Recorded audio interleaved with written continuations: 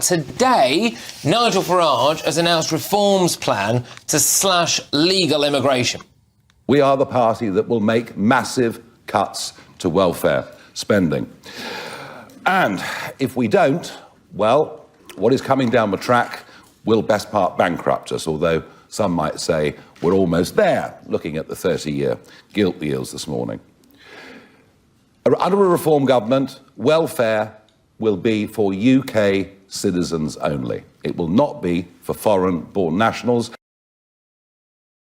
So there are around 1.3 million foreign nationals claiming universal credit in Britain. Universal credit alone costs you, the taxpayer, about £1 billion a year. So that would stop under reform, apparently. Also, the anticipated cost of the 800,000 plus who will qualify for indefinite leave to remain over the course of the next 3 to 4 years, the anticipated cost of this group of people is a staggering £230 billion. It is absolutely an eye-watering sum of money. We will not only say that these people do not qualify for indefinite leave to remain, we will abolish indefinite leave to remain as a category in this country. They're going to scrap indefinite leave to remain, and apparently it will apply retrospectively. So they need to reapply to stay in Britain every 5 years and have no access to benefits whilst they're here. So Yusuf said that Labour have been lying to you about the scale of the immigration problem. But look, ultimately, what this comes down to is prioritising British people for British jobs, ensuring that our welfare system is for UK citizens and UK citizens only, and ensuring that that Boris wave of enormous numbers, millions, in fact 3.8 million, is what you would consider to be in the Boris wave. The 800,000 of that one might estimate would get ILR. We spend £3.5 billion on public services for migrants living on benefits. As of 2021, 15% of social housing was occupied by foreigners. I shudder to think what that number is now. That was a few years ago. I mean, my understanding is that Nigel Farage is saying that all of those people will have to go.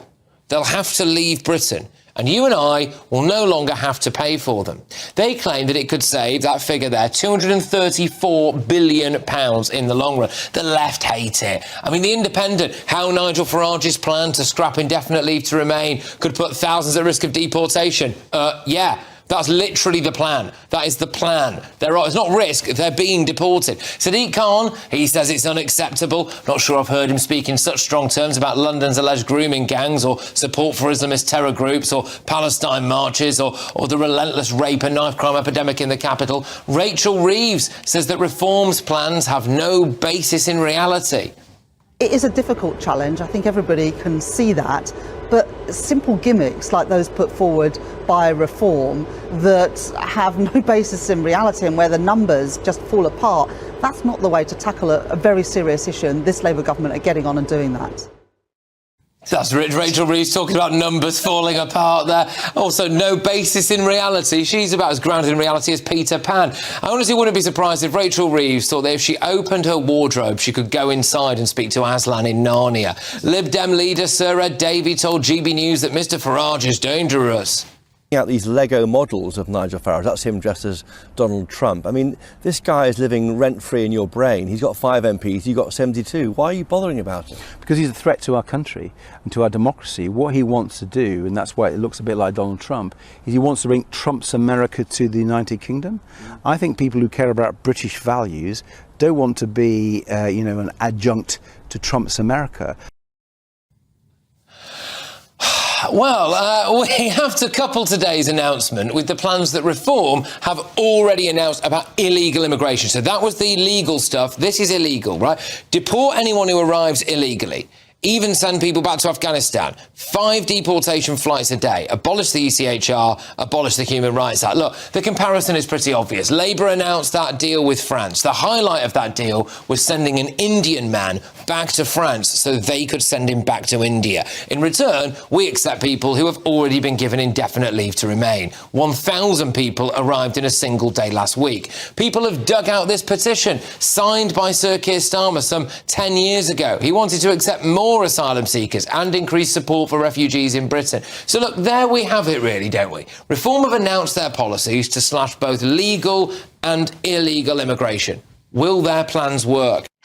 Carol, will it work, this legal immigration stuff? Do you know what? I think the difference between Farage and all the leaders of the parties, he will bust his guts trying to make it work. He might not get everything done, but at least he's talking deterrence in a way that no other leader over the past decade has. Some of this stuff will frighten the tripe out of people, you know, people who are coming here. You know, Rwanda was banned and all, you know, Labour haven't had a deterrent at all, and that's why more are coming. This is deterrence. And, you know, he's right. He's talking about the things that are really angering everyone in this country. The sad thing about the last decade is, you know, this country people were compassionate about refugees. People wanted to help people from war-torn countries. Now they don't. People don't care where they come from now. They actually just don't want them here. They don't want them accessing the benefits, and they don't want them accessing our healthcare. And he is saying the stuff people want to hear. And I believe on that basis, Reform will get elected at the next election. James, so arguably the most controversial aspect of this, I think, is retrospectively stripping people of indefinite leave to remain. What do you make of that, then? What does the word indefinite mean? It doesn't mean definite, right? The idea is that it's not a passport, it's not citizenship. Indefinite is something that is, by definition, the opposite of definite, right? The clue is in the title. Yeah. And therefore the idea that these people are entitled to be able to stay forever is obviously not true. Now, I think there's been a really big problem that's been peddled for a long time by the Treasury, by the Office for Budget Responsibility, the watchdog on this, that has said that immigration is always a good, positive, economic thing. Now, we know that's not true, and we've seen in some of the countries have been brave enough to do studies on this. Denmark have done this, the Netherlands have done this, and others are starting to as well. That whether an immigrant is an economic benefit or not, it depends largely on where they're from. So if you've got Japanese immigrants, they're really good. Australians, Americans, all the rest of it. People from other countries, and you may want to have a few guesses as to where, even at their peak earning power as a man in their 50s, will not ever contribute more to the exchequer than they cost, and that's when they start bringing in lots of dependents, healthcare costs, all the rest. For the sake of clarity, you are probably there, I would imagine, talking about countries like Somalia, Afghanistan, Eritrea. You may very well think that. Right, in these cases, with the Middle East, Africa, Pakistan, Turkey. We don't have the figures because of the 3.8 million, half don't work and never have worked. So we have got those figures here. Well, on that, so another key aspect of that, of course, is that basically you will have no access to benefits if you are a foreign national. That's what my understanding of that is. Fair enough. Well, it's one thing if you arrived last year that you shouldn't have that. But what we're talking about since we left the EU is people that have been on an agreement of indefinite leave to remain. They're not citizens in quite a few cases. But you've got people that have lived here 30 years, raised their families here.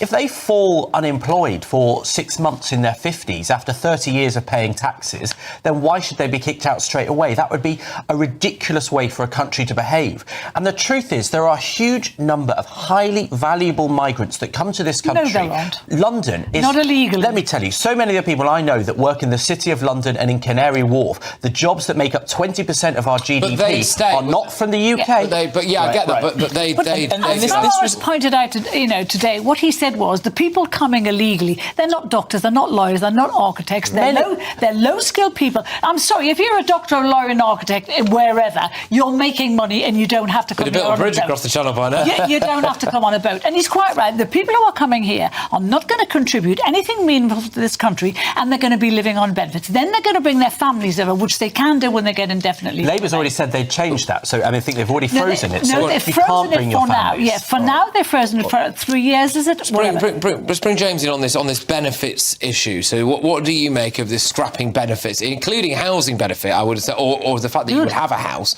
if you're a foreign national and you've, fallen hard times? I think most people would be astonished to realise that you've got a lot of foreign people in this country on benefits benefits, and that was being paid out of anything other than the foreign aid budget itself already. So I think that people would be astonished by that. And actually, in a different world, I would have had even more sympathy with what Benjamin just said there. This idea that you want to attract really talented people. If Elon Musk wanted to move all of his operations to the UK, that would be a great thing for this country. My wife is an American. She's here. She's now on a spousal visa. She had all kinds of difficulties getting other talented work visas and all the rest of it. But the reason for that is because so many untalented people, so many people who don't contribute, and they bring not just economic problems, but there are, we should admit, big cultural differences with certain people coming in. And as Carol said just now, we would have been fine had the numbers have been much smaller, but this whole system has been massively abused, and that's why people's patience is running out. The other thing that Farage should get rid of as well is you should ban legal aid, because if you want to come here and have the money to fight your own case, why should we be spending our money to help these people fight? Let's just zone in here. I'll come to you on this, Benjamin. So again, just to clarify, because I know there's quite a lot of, there's a lot of different policy going around here. So for illegal migrants, Reform have come out and said you'll never be allowed to claim asylum. You will be deported, even if that country is Afghanistan. 5 deportation flights a day. We're going to leave the ECHR and we're going to do away with the Human Rights Act. So streamlined deportation system, you're off. And then for legal immigration, scrap indefinite leave to remain, review it every 5 years. You're never allowed to claim benefits. We will never give you a house for free unless you can buy it yourself or afford the rent. Sorry, Benjamin, I think the British public are going to vote for that. Yeah. Look, taking away gifts for illegal immigrants would be understandable. Indeed, I think Labour is trying to do that. But it would be an act of monumental self-harm to cut off the supply of talented people, hard-working young people that come to this country. Look at the economic projections. They'd be able to pay for themselves, wouldn't they? That's First of all, they're not on benefits. Yes, they can come and they can pay and they can work. But hang on, my late grandmother was an immigrant. She was born in Canada. Now, she set up several businesses, was very successful. When she claimed her pension, was that claiming benefits that should have had her kicked out? I mean, it's absurd. People live here for decades, their whole lives, but they weren't built here. So what? They get thrown out at 70? We're not talking about the success stories, Benjamin. We're talking about the people who come here and live off the state for years and years and years. You just heard the figures. Half of the people who've come here are on... 1 in 6 people in this country who are on universal credit are foreign nationals. That's not right. Let's look at the other stats. Immigrants to this country are less likely to claim benefits, less likely to be in social housing, more likely to be entrepreneurs. It's absolutely a UCL study. It's absolutely true. A smart system. Facts don't care about your feelings, Carol. A smart system would be able to allow Benjamin's grandmother to stay. Hopefully, I guess my wife as well. I'd quite like it if my wife could stay too, right? Obviously, and she's someone who's contributed an awful lot in taxes, much more than she's draining. She has to spend the £1,000 in the NHS surcharge, all of these things too. So you could do that and then not have as many people from very alien cultures coming in and being a drain. Also, a way of solving the housing crisis to an extent, because we're not going to be able to build anything like the amount. We'd have to build a house like every 20 minutes or something in order to accommodate this housing crisis. A load of that is going to be slapped all over land that people actually quite like to look at. So, there's that. Even if he achieves half of this, it's a massive, massive deterrent. OK, well, I mean, the thing is, it's a plan, isn't it? We now know unequivocally where reforms stand when it comes to both legal and illegal immigration. We can't really say the same for the other parties at the moment. So, it's over to them, I suppose, isn't it?